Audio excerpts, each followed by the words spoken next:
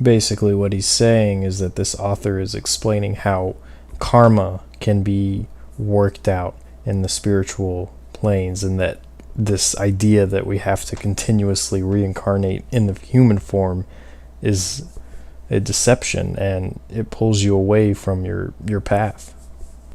Expanding upon this, Burgoyne states that the reader must bear in mind that the doctrine of human reincarnation is not strictly speaking a doctrine of occultism. It's not like an esoteric truth. It's a theological doctrine of Oriental sacerdotalism, formulated by the priesthood, either to conceal the real truth or to account for what they themselves could not comprehend or explain. The same thought is expressed by Ranga Hilioid, a very ancient sage of India, in his book Illuminated Brahmanism, the True Theosophy. Regarding the previous quote from Ghostland, the same author concludes the chapter of his experiences in the following eloquent words: "I have stood on the threshold of glorious lands where my eyes could perceive the radiance of celestial spheres, the memory of whose brightness will warn and beckon me upwards forever." So going on with the previous example, a human soul that was active during the descension through the fifth heaven will likely incarnate into a mineral state that also has the attributes of that heaven or Mars. One example given in the Light of Egypt is flint, which can be used to start fires. Considering that Mars is best represented elementally as fire, this makes sense. I'm sure you can begin to think of other plants and animals that this soul can incarnate into. For plants, maybe something with thorns, like you think of like an aggressive plant, a combative plant. Let your imagination go there. Animals can include fire ants, lions, and anything else that could be aggressive or has brashness.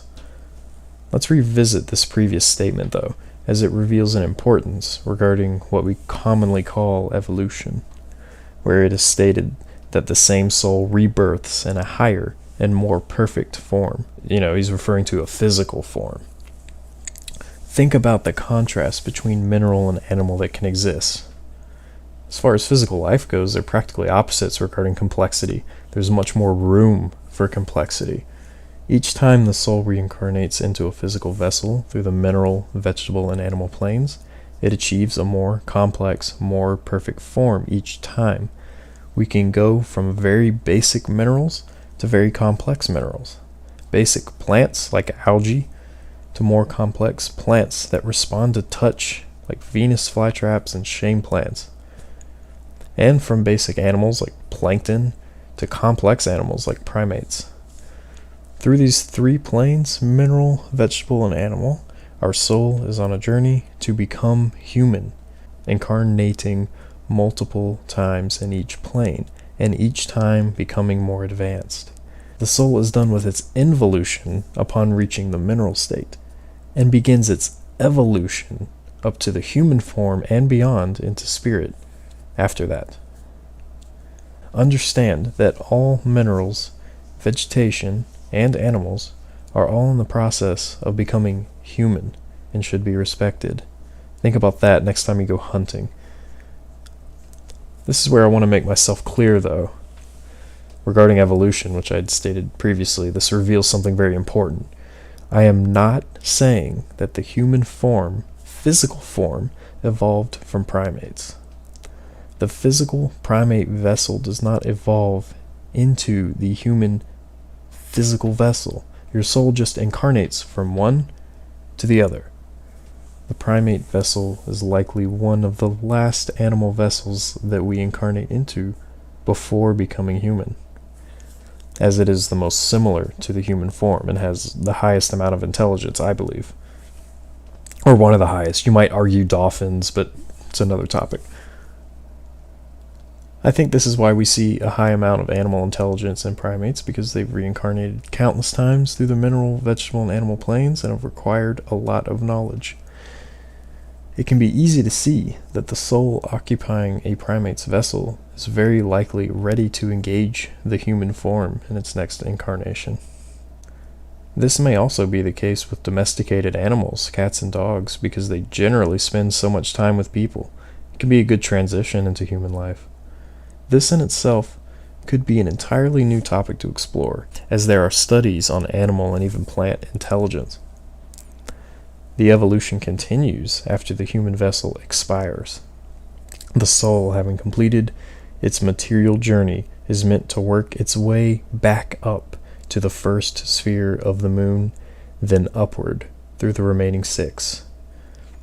In order for the soul to return to the source, the aspects of the personality must be removed, as these energies are bestowed upon us to be utilized in physical existence and cannot be held in the higher spiritual states. As the soul makes its way through the 7 heavens, all energies of the 7 celestial bodies are removed from the soul's personality and absorbed back by the governors. Remember earlier when the quote from The Light of Egypt, Thomas Burgoyne, he states that 7 governors absorb energies. That's what he was talking about. They take them back from you. Drawing from the vision of Hermes in Manly P. Hall's The Secret Teachings of All Ages, after the lower nature has returned to the brutishness, the higher struggles again to regain its spiritual estate. It ascends the 7 rings upon which sit the 7 governors, and returns to each their lower portions in this manner. Upon the first ring sits the moon, and to it are returned the ability to increase and diminish. Upon the second ring sits Mercury, and to it are returned machinations, deceit, and craftiness. Upon the third ring sits Venus, and to it are returned the lusts and passions. Upon the fourth ring sits the Sun, and to this lord are returned ambitions. Upon the fifth ring sits Mars, and to it are returned rashness and profane boldness. Upon the sixth ring sits Jupiter, and to it are returned the sense of accumulation and riches. And upon the 7th ring sits Saturn, at the gate of chaos, and to it are returned falsehood and evil plotting. Saturn is the grim reaper, the lord of the material world, Satan, the harvester or eater of souls. He pulls you into hell, the material world. So why do we give such a positive connotation to the 7th heaven? Because upon absorbing the saturnine and manipulative qualities from you, your soul, that Saturn bestowed on you before, you then enter into the higher spiritual planes, the actual heaven. The 7 heavens are essentially purgatory, and Saturn is the gatekeeper at the end. So in this sense, he bestows upon you heaven. You get past him, that's it. Then, being naked of all the accumulations of the 7 rings, the soul comes to the 8th sphere, namely, the ring of the fixed stars, the zodiac. Here, freed of all illusion, it dwells in the light, and sings praises to the Father in a voice which only the pure of spirit may understand. Behold, O Hermes, there is a great mystery in the 8th sphere. For the Milky Way is the seed ground of souls, and from it they drop into the rings, and to the Milky Way they return again from the wheels of Saturn. But some cannot climb the 7-runged ladder of the rings, so they wander in darkness below, and are swept into eternity with the illusion of sense and earthiness. So this is why, during your physical life, it's extremely important to not become attached to earthly things and not be motivated by sense gratification. Enjoy the earthly things, yes, that's part of why we're here, but define your existence to them? No. Set your aspirations to the spiritual as often as you can and live as pure a life as you're able, so you do not end up wandering in these lower astral planes and fail to ascend afterwards. Part of the key here, as explained in the Bhagavad Gita, is to get to a state where you are not rejoicing when you receive positive things, and you are not grieving and getting angry upon receiving negative things or negative things happening to you.